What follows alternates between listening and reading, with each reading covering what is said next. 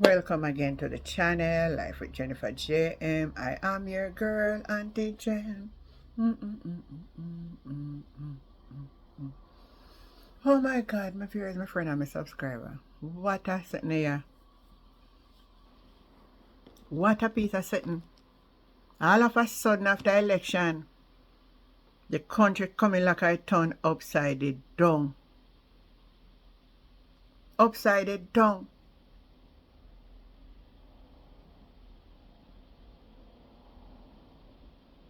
Upside it down.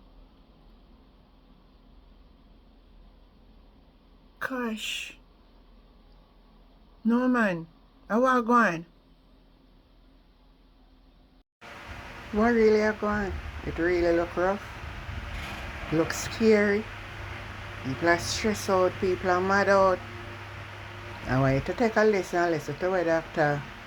R.J. Dixon is saying. Listen to this. I have seen how silent battles with the mind can break even the strongest among us. Too often in our communities, in the homes, you are taught to just tough it out and hide your pain behind a smile and say, everything good, man. When deep down you know that you are anything but good. As a doctor, I have had patients who complain about being unable to control their blood pressure, having sleepless nights, anxiety, and having grave discomfort. And when you have further conversations and drill down, you recognize that the real issue isn't physical. It's stress, it's depression, it's a sense of hopelessness. And as a political candidate, which has now gotten me into some trouble, walking the streets and talking to people, I see the same pain written across their faces.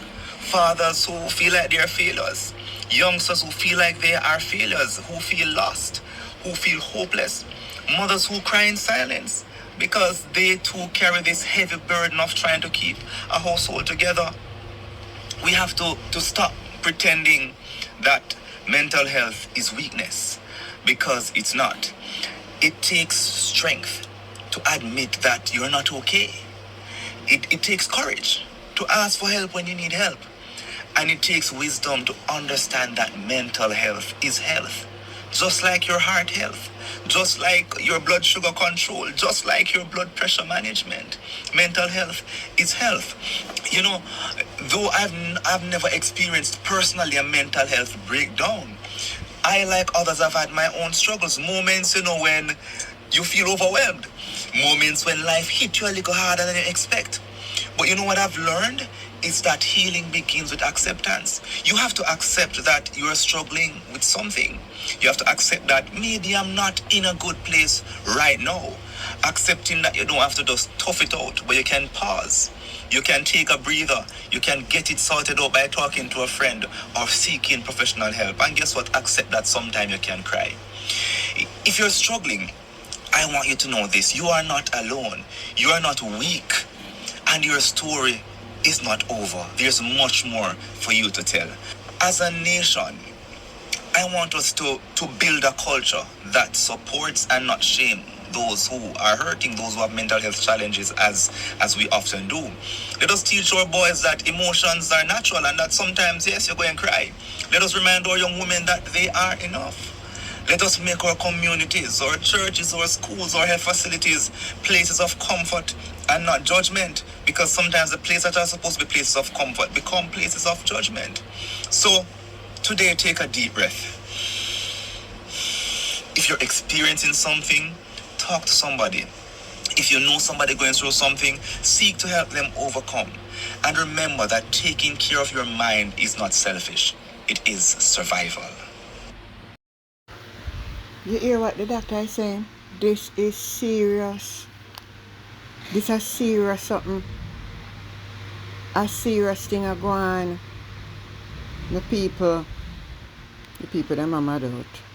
I tell you now, the other day, got a friend of mine tell me said that. A friend of mine tell me that up at the university hospital I deal with multiple cases. Then we now in a Bellevue for all everybody in the hospital. What? I not laugh. I not laugh because it's serious. But at the harsh reality. I say people boy, I don't know.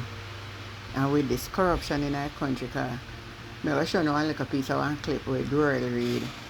And here Royal read I say 4th term. So then sure, so they, because the plan where they have and where they use it at work, so he must say 4th term. Wanna listen this? 4th term.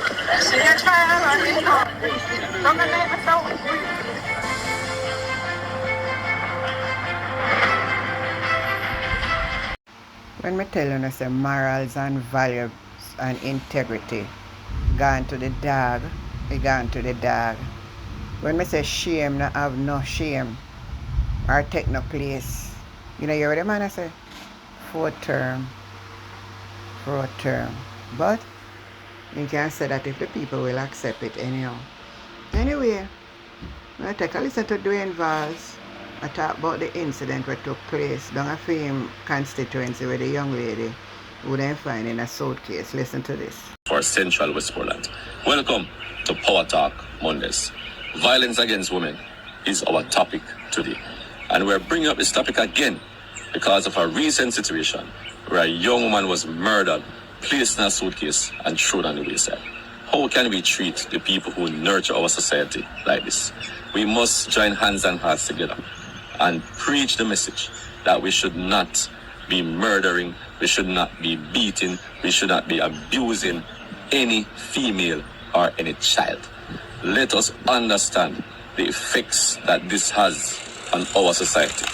We must come together and sing the same song. Please, I'm asking you, let us do the necessary things. From the home, to the school, to the church, in the community.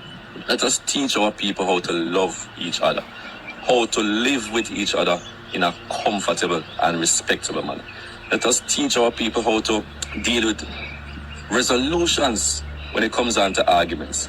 We don't have to fight about everything. We must can talk it over and deal with things in a decent way. So please, I'm asking you in Westmoreland and in Jamaica, let us stamp out this violence.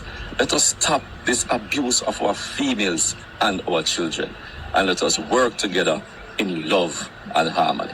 Thank you for tuning into Power Talk Mondays. Boy, my last word in everything where I go along. You come in like a, me don't know. Boy, me don't know. Me not, honestly, me don't know if I said to honor my people. I tell you the truth. And listen to the police, them give a detail of what happened at Linstead there, boy. Listen this. We are in the community of Commodore in the Linstead police area.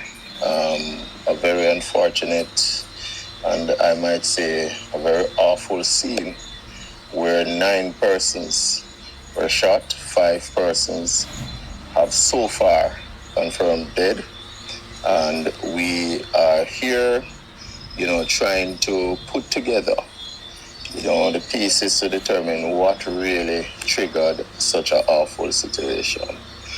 The community of Linstead has been doing pretty well since this year. Last year, this time, they were seeing something like 20-odd murders compared to just 8 murders up to this point until we have this very unfortunate situation. The indicators so far are suggesting that this might be a continuation of gang conflict, which comes as a surprise to us because really and truly this area has been quiet for a while. And so now we have all our senior investigators, we have several senior officers who are on scene. We're trying to quickly, ensure that we have a strong response to the situation here. Unfortunately, in the numbers, we have a 4-year-old who, was brutally killed earlier. We are disturbed by what happened. The community is in shock. And so we are going to be providing the kind of leadership and resources that will bring a speedy resolve to this situation. Boy, I don't know. Me give up, yeah? Me give up. I don't know what to say again. I don't know what to say. So my viewers, my friend, and my subscriber, remember to like, share, subscribe to the channel. Life with Jennifer Jane. The conversation continue. I give up. Trust me.